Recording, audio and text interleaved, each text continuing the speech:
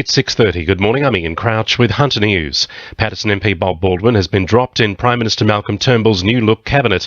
Mr Baldwin had been the Parliamentary Secretary to the Environment Minister since December 23 last year, but took to social media yesterday morning to tell supporters he'd just been informed he was no longer a member of the executive government, thanking the Liberal Party for the opportunity to serve. He now returns to the backbench, which also involves a pay cut. Police have suffered minor injuries while arresting a man wielding a tomahawk at Sandgate. It's alleged officers were threatened near Maitland Road on Saturday night. It's believed the same man threatened self-harm and tried to jump into the path of oncoming cars earlier in the evening.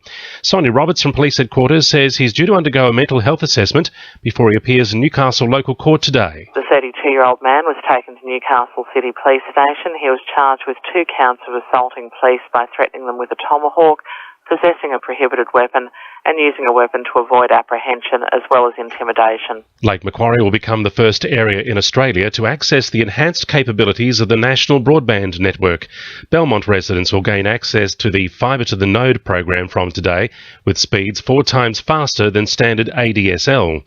The completed NBN program will be rolled out nationwide midway through next year.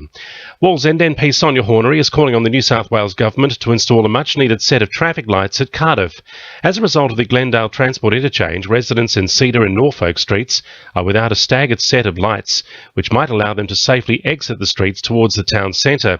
Sonia Hornery says it's a critical issue for the area. With the future Glendale Transport Interchange, we're asking the government and Maritime Services to work with council to ensure that there is a staggered set of traffic lights on that link so that people can actually turn right into Cardiff and Main Road, which is really important because otherwise the residents in Cedar and Norfolk streets will be cut off. The Hunter will see a rise in women working in the rail industry following a decision by the Australian Rail Track Corporation to increase diversity within the workforce. The decision was approved by the State Anti-Discrimination Board to recruit for the female field worker positions as the ARTC focuses on innovation and customer-focused approaches.